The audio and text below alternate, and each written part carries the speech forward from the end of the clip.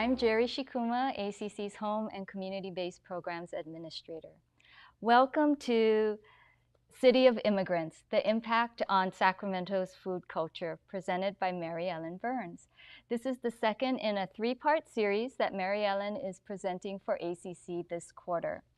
Last session, Maryellen introduced us to some interesting and creative methods for putting together a family cookbook so that we can capture family history, the nuances of time and place, and those iconic family recipes. If you missed out on the session, don't worry. You're able to view the recording. Just go to YouTube and search for Maryellen Burns, ACC. Also, join us for Maryellen's third session, which will be Chinese roots in Northern California's wine industry on Thursday, April 14th from 3 to 4 p.m. And also, if you're like a lot of us in the ACC community and just can't get enough of all things food related, please also join us on Thursday, April 21st for ACC's first big day of cooking. This big day of cooking is 4 hours of nonstop cooking demos, which will highlight delicious recipes from various cultures and our most popular cooks in the ACC community. This event is part of a series of events that are leading up to our big day of giving telethon. On April 7th, we're going to have ACC's Big Day of Caring. April 14th is ACC's Big Day of Pickleball. And then again, ACC's Big Day of Cooking on the 21st. And then ACC's Big Day of Golfing on April 27th. Again, it's all going to culminate on our Big Day of Giving telethon that's going to be held on May 4th and May 5th. The Big Days of Giving telethon is an opportunity really for you to support ACC so we can continue to provide meaningful and innovative programs to seniors across Sacramento and beyond, all free of charge.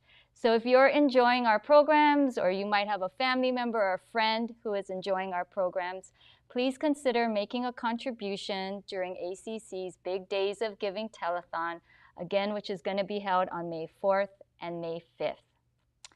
Now, back to today's show. Today, Maryellen is going to help us to refocus our attention from our personal stories and our family cookbooks to the broader region that we live in, Sacramento. As you may all know, Sacramento is one of the most diverse cities in the nation. And as such, we have a wide variety of indigenous and immigrant cultures that have fed us throughout our city's history. And here to help us dive into some of these really interesting ideas is well-known food historian and author, Maryellen Burns. Maryellen, welcome back to ACC. Thank you. Delighted to be back and to be able to talk to all of you again. Now, Maryellen, so today's topic is really quite broad and interesting, given that Sacramento is such a multiracial city. So I heard that you grew up in the projects in New Helvetia, and so you had a lot of exposure to different immigrant groups when you were growing up. Can you tell us a little bit about your background? Yes, Jerry, absolutely. So when I grew up in New Helvetia, it was the 1950s. That's how old I am. My brothers and I call it the last great childhood. New Helvetia and Southside Park were and the west end of Sacramento was some of the most diverse in Sacramento. It was pretty evenly mixed where we lived. Nat Colley had just helped desegregation, so there were blacks and Chinese, Japanese, Portuguese. And what I loved about growing up there is anybody's house you could usually eat at, and you would recognize the smells. We lived next door to the G's. The G's actually owned a grocery store on 13th and W. They used to give us free sour balls all the time. My favorite taste was it flooded one year, and they had sugar smacks, and they just congealed, and we got to eat them. When we would go to Rosemary Freitas's house, she was Portuguese. Just to smell the cinnamon and the different kinds of smells that you would get. The canneries were working all summer. all year long, actually. And so many of the women and a few of the men worked in the canneries. So you knew where you were, whether it was peach season or others. And again, the canneries was almost every ethnic group in Sacramento. Wow. So just by the smells, you might want to plan where you are in the neighborhood so you could get invited home for dinner. Absolutely. Absolutely. And I hear you also have, just within your own family, you have a lot of different kinds of ethnic backgrounds and experiences. I have 4 grandchildren that are Armenian, Scotch, and Filipino, 2 Chinese, someone who actually lives in Mexico today, Mexican and Armenian normal person is what he likes to call, but he's the only white grandchild that I have. Wow, interesting. Yeah. Well, I can't wait to hear more about what you have in store for us today. So thank you, Jerry. Take it away. Thanks, Great. Maryellen.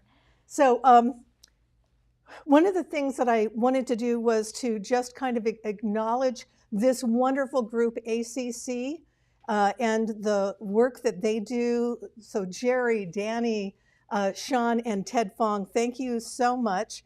For the last few years, I've devoted much of my energies to discovering the significant role that food, drink, agriculture, and our waterways and diverse cultures played in developing the region's identity.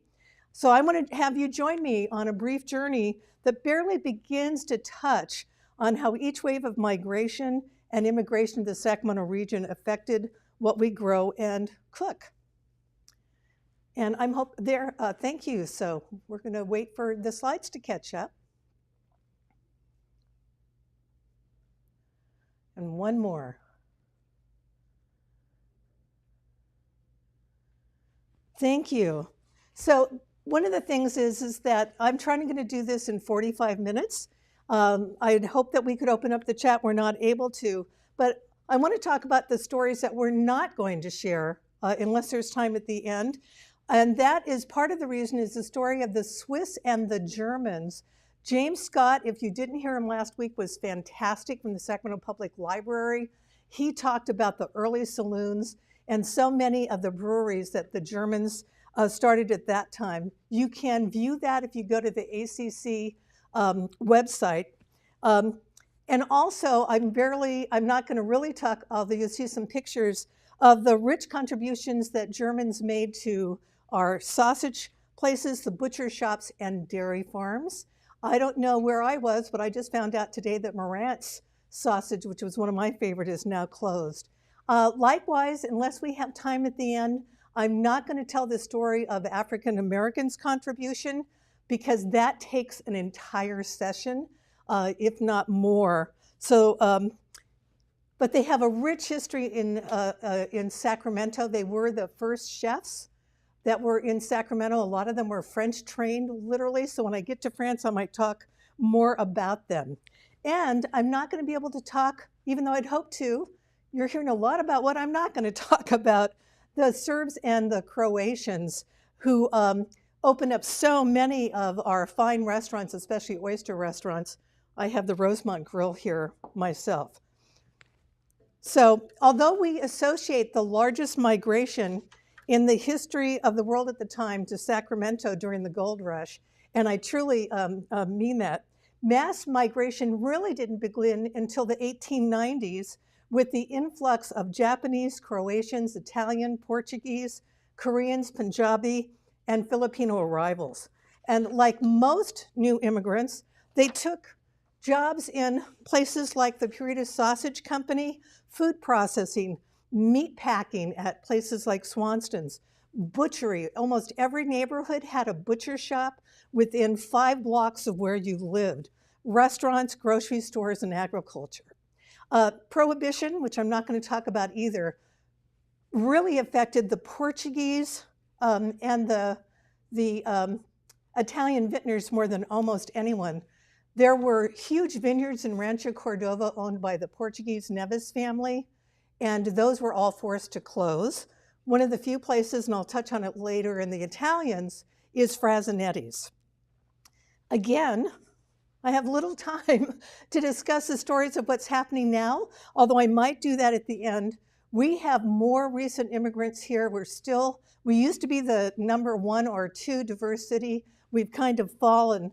But in the last few years, the last 30 years, we have immigrants from Nepal and from India, Ethiopia, Pakistan, the former Soviet republics, Ukraine, Thailand, Vietnam, Laos, Nepal, the Middle East, and dozens of other countries around the world.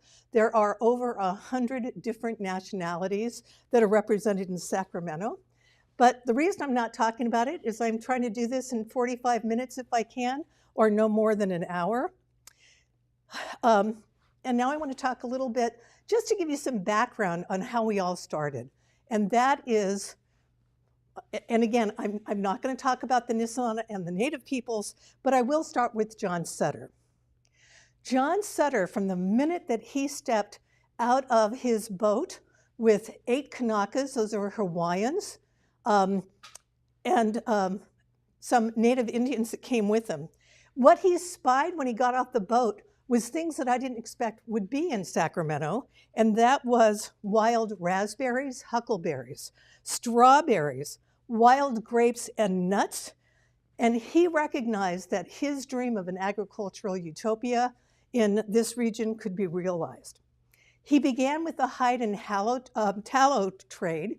He owned thousands of livestock, which has always been number 2 in terms of what we grow and in this region. Number 1 has never wavered. It's wine grapes. He also has had vineyards, and he planted really vast fields of wheat. And that's how things started here. In 1841, at the fort, one of the first things he did was to start a distillery, and he opened his stores of food and drink to immigrants as an inducement for them to be able to come here. A little bit of history, of course, he had to be a Mexican citizen to be able to get a land grant here. Part of the condition of that land grant was that there had to be what they thought would be immigration from all around the world, and especially throughout the United States, to be able to subdue the native people. So he also, his very first chef, by the way, was Myers, a black man, and then also the Kanakas and the native people who had learned in the missions how to make things like tortillas and tamales. But everything changed with the discovery of gold on January 24th, 1848. That really dashed his dreams and unleashed the tumultuous forces that shaped the future of Sacramento. Gold fever lured miners and entrepreneurs from all around the globe. 90,000 people descended literally on California. Almost all of them they came in from San Francisco, but they had to stop off at Sacramento to get provisions before they went up to the mine. So their culture came with them.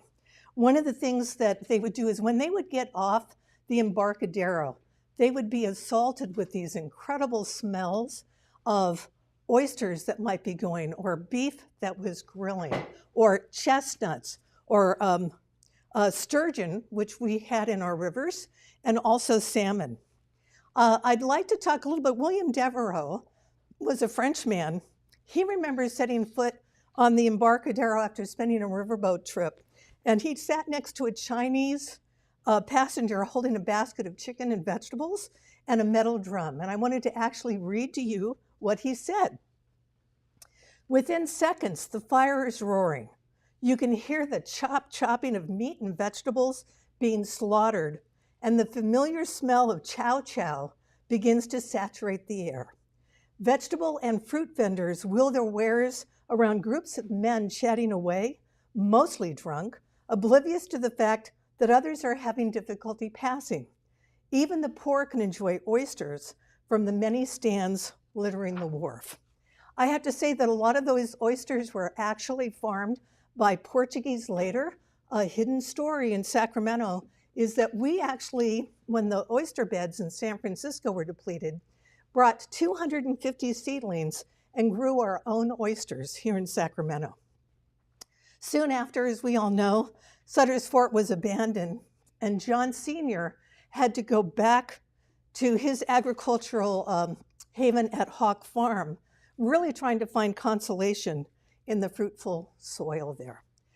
While he was there, by the way, he was the creator of all kinds of strains of fresh fruits and vegetables. Meanwhile, in the gold fields themselves, prospectors, regardless of their county of origin, ate a standard diet of dried pork, boiled potatoes, breads, and beans. I love this quote from Mark Twain: beans and dishwater for breakfast at the Frenchman's, dishwasher water and beans for dinner, and both articles warmed over for supper. And that's Mark Twain in his journal for January 23rd, 1865. So regardless of what country, that's pretty much what people ate. The men weren't cooking themselves. Very few women were here. But in one notable respect, there was a lure of really flavorful dessert and cheap food that battered the barriers of unfamiliarity and suspicion. Caucasian miners in general feared, ridiculed, and discriminated against the Chinese, but loved their food. Many Chinese are excluded from the mines, stuck around to open restaurants, designated usually by triangular yellow silk flags on the front of their shops. They also flourished in Sacramento, feeding not only traditional meals to Chinese male workers, but fusion food, a mixture of dishes like chopped suey and fried rice with more traditional pork chops and gravy, and a spaghetti dish that shows up on the first menus in 1868, called tomato chow mein. By the 1860s, most restaurateurs never had to leave their establishments because Chinese truck farmers, most of whom had farms right at the edge of town, very close to where I grew up. In fact, where New Helvetia was is where the Chinese truck farmers were. And they would literally just come to the back of a shop or come to your house. They were called trucks. Obviously, they used horses. This is the Tong Sun Company. And most of you might not realize that was the first company that General Produce, the Chan's owned, that eventually ended up being one of the largest produce companies in Sacramento. So they also flourished in Sacramento. And again,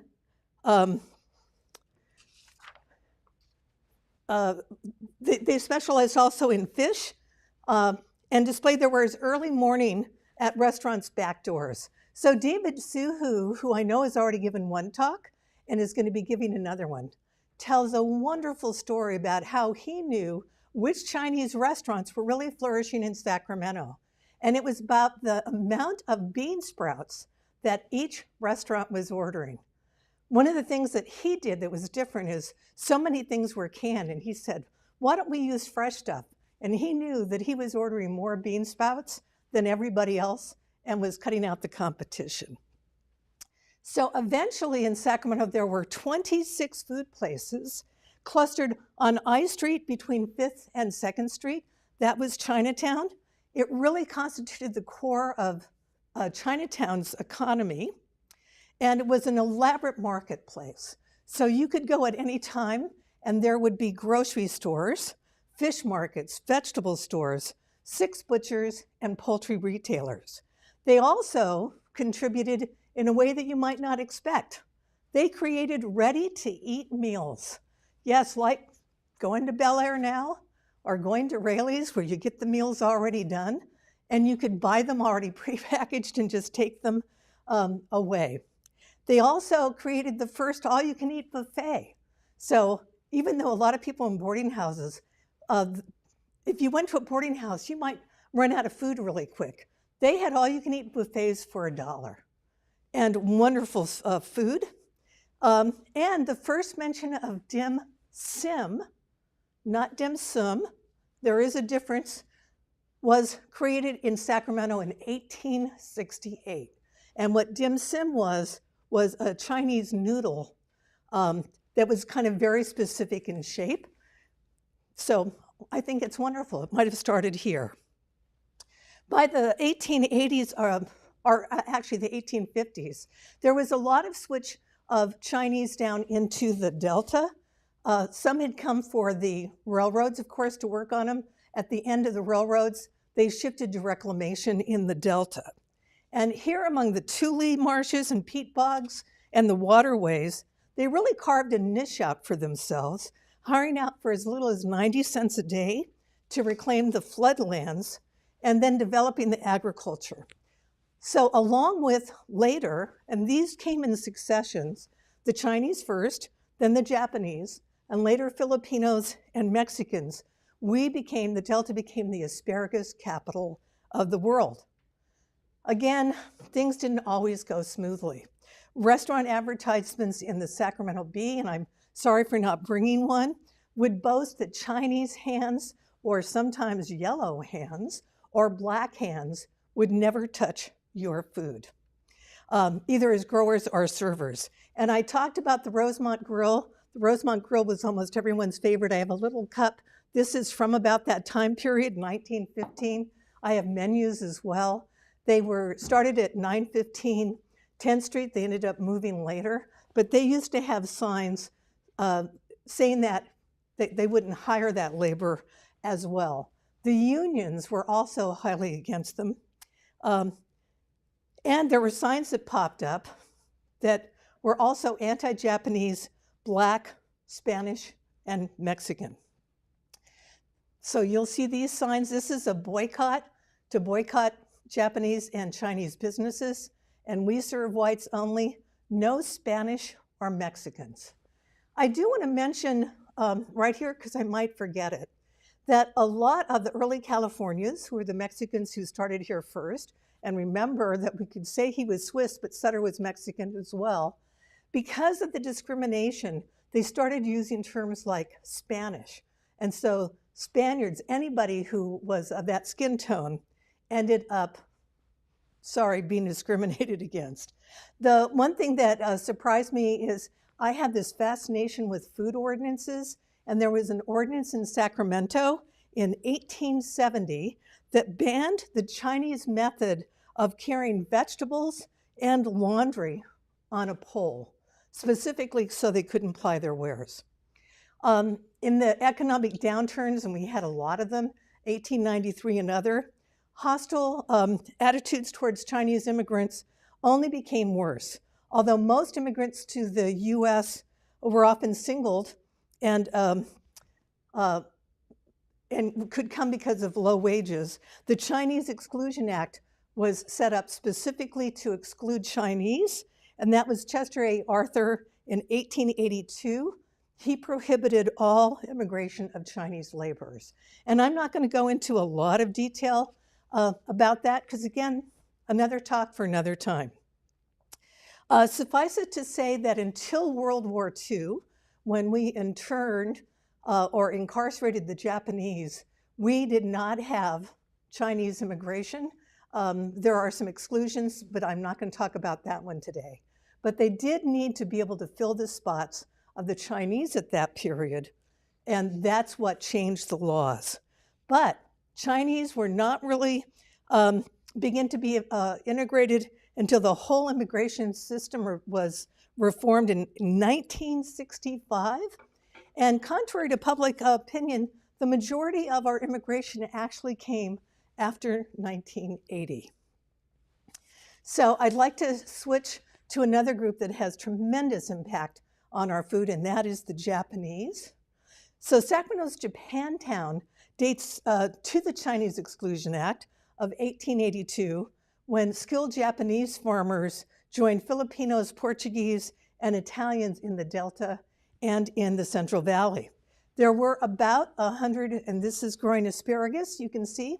That's actually a picture of a Portuguese worker by the name of Nicholas Monsalves, who I was lucky enough to get a whole oral history of. So there were about 150 Japanese American truck farmers by 1940 in the Delta who would bring their produce to many different stores in Japantown and in the public market. There was a public market that was right close to where I grew up in New Helvetia that started in 1933. Some of you might remember the Market Club, which was started by a Japanese person. The farmers markets in Sacramento did not allow people of color literally to serve their wares. So they started their own market, basically around 5th and Broadway. It's now gone. It's part of the mill. but that was the one place that Japanese, Chinese, Italians were considered people of color. Portuguese were considered people of color as well. So that's where they ended up setting up. Contributions, again, of the Japanese is many. One of the things that they created was, and it was Toshiro Tsurumi. So he wanted to find his fellow countrymen employment. Most of the employment places were in what we now call Old Sacramento. It used to be the West End, and 10,000 workers a day, almost all of them from some ethnic group, would gather there to be able to get hired.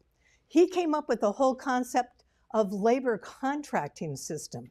That meant that he would do the hiring, he would provide the food, he would provide the transportation, and then would also do all of the shipping. So we were talking about asparagus. At some point, we cultivated more than half of California's total asparagus acreage. There was also Kamahiro Hota. He was known as the asparagus king, and he farmed 1,400 acres. So there were about 20,000 acres that were in cultivation total. Today, there are less than 3,000.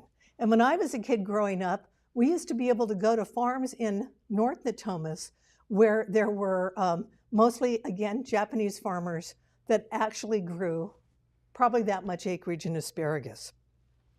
It wasn't until the 1920 California Alien Land Law that really forced the farmers to give up tenancy and work as farm foremen or landowners. Now, we could also tell the story of the Japanese in Florin. Most of us understand that they really were the backbone of the strawberry industry, but they were also growers of Tokay grapes, which was a very popular grape at the time and really was used not as an eating grape, but as a vineyard. They also shifted from wheat and hay to other things. And this is a picture that you can see that I think is of strawberries. So by the 1910s, Japanese immigrants leased or owned over 1,000 acres, and Florence, Japantown, overshadowed all other areas of the town. Their contributions, if that's the right word, created a real backlash, and so there became another kind of very anti-Japanese political campaigns. They journeyed the short distance from the state capitol to see the Japanese problem in person in Florin before passing again the Alien Land Act of 1913, which restricted land ownership for aliens ineligible for citizenship. Now, between 1900 and 1940, and I have the book, Historic Japantown. I really suggest anybody get this book. Kevin Wilde, his wife is Japanese, wrote this book, really comprehensive about Japantown. But it was bordered by LO 3rd and 5th Streets, and it was packed with Japanese markets, hotels, churches, restaurants, banks, newspaper publishers, and a movie theater. You'll notice on the, I don't know if it's your right or left, Pat Morita, the actor. His family actually owned a place called Ariake Chop Suey. Most of the chop suey restaurants, and this is also the Wakana Ura, which was downtown and moved to 10th Street, were actually owned by Japanese because Japanese food was kind of unheard of except for the boarding houses. It wasn't a food that a lot of people wanted to be able to eat. And the restaurants there would serve, again, lots of bachelors, some families. Those places in the West End, like Pat Morita's, were also one of the few places that blacks, whites, Asians, Mexicans, Portuguese could actually get together and eat. Of course, this was all, there's a photo of Ira sukiyaki as well. So sukiyaki was one of the first dishes that were served in Sacramento. And again, I found recipes for sukiyaki in newspapers starting in about 1890. Of course, this was all before World War II and December 7th happened, when 3,000 Japanese Americans in Sacramento of Japanese descent most of them American US born, by the way, were interned in Sacramento. They went to Tule Lake and other remote deserts from throughout America. I don't know if I have a lot of time, but I will tell you that there is a woman, if you can find her on the internet, Paula Fujiwara, that does a wonderful talk about the food in the camps called Food, Power, and Resistance, and talks about the being able to try to maintain their own culture while they were in the camps. Only about 80% of them returned, but anti-Japanese sentiment really lingered in Sacramento long after the war. In 1957, the city council ignored the pleas of all of the Japanese, Chinese, Mexican, and Black businesses in the West End, and literally redevelopment ended up wiping out what was one of the few places, because of redlining, that people of color or new immigrants could actually live in. Some of those businesses ended up going down to 10th Street, and you'll see them today. Well, and I'm blanking on the place to get our snow cones. It's still around. The rickshaw was there for years. June's Cafe is recently gone. But Second in Dignity, again, those people were, the Japanese and Chinese were relocated again when we decided to put freeways in and divided up Southside Park. And again, I could go on and on and on, but I want to switch to tamales and the bracero movement. So most of us enjoy tamales today. I was able to discover that John Sutter actually had tamales that he had eaten and flour tortillas in Monterey, brought them to Sutter's Fort. A lot of the stories about the food that he served there literally had to do with the chilies from that area. We grew something called Sonoran wheat that was not good for regular white bread and was really meant for tortillas. So it all started there. If you were to look at official histories of tamales, you're going to see that started in 1893 at a World's Fair in Chicago. There's a wonderful book by Gustavo Arellano from the LA Times. He talks really heavily about the tamale movement in Los Angeles. But what I found is, again, first instance of the word tamale in a newspaper back in Sacramento, 1872. So there would be these tamale vendors, and they would end up hawking their wares mostly to those businesses that were 24 hours, which was the Southern Pacific Union shops and the other railroad shops. There was a 24-hour cycle in the city. The tamales themselves were, and I hear different stories, some of them were made by Mexicans, but most of them were made from almost every other kind of immigrant. And we ended up having what was called tamale wars. There were beatings and murders between rival tamale sellers, and adulteration became a real major issue. So there were lots of cases, especially in what's now Alkali Flat, of people stealing chickens. The chickens would be killed with buckshot, and there was every chance that you would end up with more buckshot in your tamale than you would in the tamale itself. That's why we ended up having early regulation of our food vendors. By the 1890s, the city government really sanctioned attempts to either severely limit or to curb these tamaleros themselves, or almost all street food. You'll notice that unlike other cities, New York, Sacramento never really developed the street food that other cities did. So by 1910, in accordance with ongoing attempts to regulate tamale carts and other street foods, we made the efforts to do regulation. However, there was segregation. White dealers were allowed to get licenses. People of color, definitely not. And for a lot of people, they thought that that was kind of the end of tamales when you couldn't get them on the street as readily. I will tell you that even though adulteration was an issue, Sacramento had the first pure food and drug law in 1849. The USDA and the federal government didn't have that happened literally until 1906. A lot of us remember Capital Tamales. That was the place that we used to go to all the time. It was actually owned by an Italian family. And what was interesting is they tell a story, and I haven't been able to verify it, of course. This is their two restaurants, that they met a woman in Stockton, a Mexican woman who made tamales, taught them how to do it. And at one point, their family or someone in their family controlled the tamale storefront business in California, all up and down the state. Over 19 of them totally. So they were at 9th and 11th Street. One of the things that they decided is the racism against Mexicans was so horrible that they called everything that they did Spanish. So they would talk about their tamales as being Spanish. And again, no proof. I had the recipe. If anybody wants to write into us and ask for it, I do have their wonderful sauce recipe for both their enchiladas and their tamales. But they claim that they sold it basically to the Hormel Company. And the Hormel Company put everything in cans.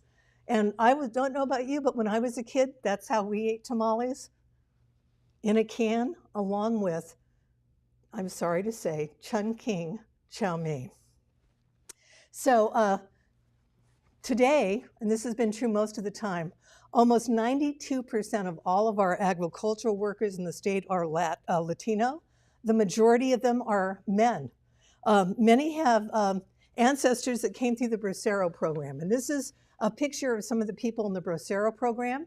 It was a program that, again, started during World War II. Most of our men were going off to war. The farmers, the Japanese that we incarcerated, were no longer able to farm. So we imported over 150,000 men from Mexico, gave them at the time what was considered to be good wages, a place to live. If it hadn't been for them literally producing the food for the World War II people who were actually fighting, I'm not convinced we would have been able to survive the war. So we also had Filipinos. I wanted to talk a little bit about the farm workers movement, just a little bit, because again, it could do its entire session. But most of us have heard of Cesar Chavez. A lot of Filipino immigrants were starting to come into the United States to seek their fortune. They also faced discrimination as they worked in the lawns. And this is Larry Italong on the right-hand side to me. I'm not sure again for you. Cesar Chavez. I should have had a picture of Dolores Huerta. But it was them working in tandem that gave workers' rights finally. And again, their story and the stories of the Punjabi that came in and had to marry Mexicans because they couldn't bring in their families in Marysville could be another talk. And now I want to switch gears a little. It's interesting because there is some wonderful material out on the story of the Germans, a lot of scholarship. But I wanted to talk about something you might not be aware of, and that's Jews in agriculture. And again, it started here in Sacramento. So after the gold rush boom turned to dust, there was a young man from Poland who left the persecution of Eastern Europe and the pogroms. He came here in 1874. In Poland, where he was, Jews were not allowed to own land or to farm. He ended up working a lot of odd jobs. He ended up starting a mercantile business with his half-brother Harris Weinstock and his sister Jeanette Levy, and created 9 patents, by the way. They started a dry goods emporium that most of us remember as Weinstock Lubin. He also bought out Hale's department store. He really became impatient and he wanted to do more than just run the store. So as I said, he ended up doing 9 patents, including a new kind of overall, a clod crusher and cultivator, and others, actually 10 patents in all. He ended up buying a ranch that was 18 miles out of town, and he, along with his brother and the McClatchys, Valentine, who was the most rabid of all the anti-Asian influence, decided that they wanted to bring Jews over from what's now the Soviet Union to actually start farms and to start these agricultural utopias, not only here, but in Petaluma. In Petaluma, it was chickens. For us, it was fruits and vegetables. So he actually started the California Fruit Growers Association. He ended up bringing the Jewish farmers over, and they formed an organization, of an agricultural colony, and you might now know it as Orangevale. So most people don't realize Orangevale was actually started by Jews. I hate to backtrack, it was also the Chinese that basically built almost everything in Orangevale, and the Japanese. So he wasn't the only Jew of note that we might remember in Sacramento. For most of us, we still only have one place that reminds us, although it's not the same, and that's Sam's Hofbrau. That was owned by Sam Gordon. When I was a kid, we used to love walking down Broadway because he also had Sam's Ranch Wagon, Sam's Rancho Villa. Later, he had Sam's Town up in Cameron, and he had a couple of Hofbraus. There's still one on, and this is the one from 16th Street. He had one on 9th Street. Interestingly, the one on 9th Street excluded women. The others were open. He didn't want people to know that he was Jewish. He had originally intended on starting a Jewish deli, but he still had what we would call a traditional deli today, and that was pastrami and corned beef, dill pickles, wonderful sour macaroni salad, and others. And so he brought that to us. We don't have a good history of Jewish delis today, although we did have Sam's earlier, and Brothers Deli, Bubby's, and others. We have Solomon's, that's about it, and there's kind of a movement to bring that back. I wanted to take some time to talk about the Italians' influence in Sacramento themselves. So by 1800, there were around 1,200 commercial market gardens that were being operated throughout Northern California. So a lot of them had come from the mines. Some of them were settling up in Amador, and they played a real role in the olive oil industry and also the wine industry and vineyards.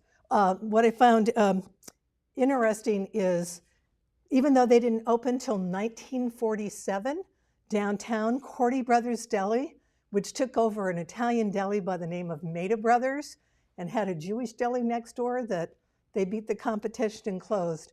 They were the ones that really introduced that to California and the world. So Darryl Cordy is known for introducing us to extra virgin olive oil, as well as Parmigiano Reggiano, and is considered one of the most knowledgeable people on food and wine in the world. He has been honored by more people than you can imagine. So I talked a little bit about everybody worked in the canneries, but the canneries, some of them were actually owned by Italians. Italians oftentimes worked in the canneries. There became a kind of an enclave for Italians that was off of M Street near St. Mary's.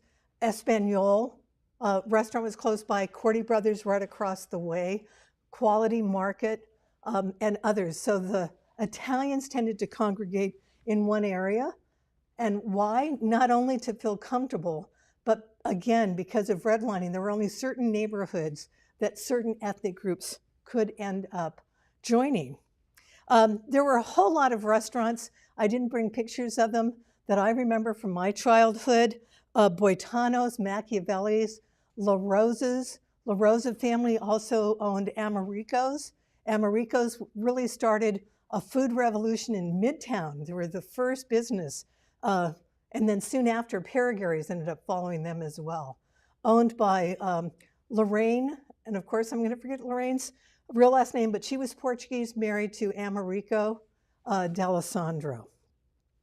And we talked a little bit about Espanol. Espanol, before it closed, was I think a year shy of being 100 years old. So Frasinetti's, and here's these artwork is all from Bob Miller, who is a wonderful designer, by the way. He illustrated my book on lost restaurants, and we're working on a new book called Cook's Tour of Sacramento Dive Bars. Might not be an inappropriate talk here, but that's it. The Italians, as well as the Chinese, operated most of the grocery stores. One of the first place that actually offered refrigeration in Sacramento was Benedetti Brothers. Mostly it was brothers that started this business. We also had the Italian import company, Panisi's Deli, which is still there, but not the same as it was before.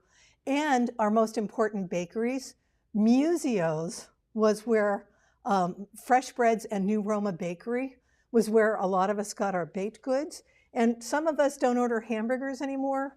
Once Musio closed down, the buns just kind of don't soak up the stuff from that hamburger and they crumble in your hands. And we have just a few more minutes. I want to talk a little bit about the Portuguese. So the Portuguese pioneers came from the Azores. They flocked into the Freeport and Clarksburg area in the 1850s. They later moved into what we now call the pocket. And they were engaged primarily in fishing on the waterways and farming along the Sacramento River. And they really built a strong community. There's a Portuguese Historical Society and Cultural Society. This is one of the festas. And I don't know if the festas are still going on, but the festas were really a way for the festivals in general, whether it was the Oban Festival for the Japanese, the Greek Food Festival, the Armenian Food Festival, all of those was a way of introducing all of us to each other's culture and to our food. One of the things is a large Portuguese population moved into my area, which is Poverty Ridge. I'm at 23rd and T, but near the Newton Booth School, there were smaller houses that people could actually buy into, and they were able to do it. There was a winery that was next door to the Buffalo Brewery that James Scott talked about last week, and it was owned by a Portuguese man by the name of Manuel Silva Neves. He renamed it the California Winery. He had two other wineries, by the way, but he was so worried that Portuguese and Italians were cutting into his wine that he helped pass an ordinance in Sacramento that said you couldn't brew wine from 9 o'clock at night till 9 o'clock in the morning. It was a smell ordinance, so that they would have to stop their stills and serving wine. I always thought that was, I take that back, 9 a.m. to 9 p.m. There's also a bar that is still open that supposedly started in 1860 by the Portuguese. I can't find it until 1872, and that is the Trap. The Trap is off of Riverside Boulevard. It is up for sale right now if anybody wants to buy it. It was owned by successive owners, including Al Avernez. Al Avernez also owned the Hereford House, which was on on Riverside Boulevard. I might mention that the Hereford House, which is now the Riverside Grill, was the White House. 1852, oldest continuously operating either saloon or restaurant in Sacramento County. Most of the food, Portuguese food, for whatever reason, didn't kind of get into our culture. The one thing that we might have a taste of is for those of us that like going to dim sum restaurants and getting the egg custards, those actually came from the Portuguese. And just a little bit about the French. Again, I could talk about the French all day long. The French were the first really fine dining in old Sacramento. Again, I had talked before about it was mostly French-trained chefs from Chicago that came out to run those businesses. But Lucien, I'm going to pronounce it wrong, Fari, was the proprietor of a restaurant de France that was at 427 K Street. Again, on the left is Aldo Bavera, Aldo's with Paul Coulot, who is his French partner. They owned the most fanciest restaurant in town, but also a place called the Pine Cone that was just a diner. This is rotisserie chicken. And I don't know if you can see the rotisserie in the back, but it was in 1888 that we had the first rotisserie chicken. So you might still buy it at Costco, but it's not as good as what started here. And the rotisseries ran literally 24 hours a day. What they would do is put the chickens and the ducks, and sometimes a turkey, they would let the fat go on potatoes underneath. So even though the French fry doesn't show up as the Saratoga chip until sometime in the 1900s, I also think that Sacramento can claim that we had the first French fries. And I want to end with banana cream pie. My favorite still, by the way, except for Elaine Korn, who I think is married to David Suhu, this is Frank Fat's again. Frank Fat's is where most of us go for our cream pie, banana cream pie. They started banana cream pie in the 1940s, was the first time on their menu. There was a wonderful series of articles sometime, I think in the 90s. Rick Cushman, who became a wine writer, Alan Pierleone, who I'm sorry to say just passed away, and Mike Dunn. And the thing was, do we actually have a signature dish in Sacramento? So unlike San Francisco that had green goddess dressing, Boudin sourdough bread, Ghirardelli chocolate, the Irish coffee that started at the Buena Vista Cafe, there was this general agreement that we didn't have a signature dish, but if there was going to be one, it was going to be the banana cream pie. And there was, again, in the 90s, there wasn't a restaurant in town who didn't serve it in some way. We have a banana festival now. There was a time when I was a kid that I thought we were the only ones. We actually had a working, growing banana tree in our front lawn. So that's the end of this. I wanted to wrap it up. Again, I want to give acknowledgments. I really want to thank ACC Senior Services for all the work that they do. I'm going to be giving during Annual Day of Giving. I hope that you do too. So again, I want to thank Jerry and Ted Fong and Sean and Danny Lee. Not able to take questions now, but if you do want to contact ACC and ask any, I will gladly supply them and any of the recipes that I talked about. Thank you for joining us tonight or today.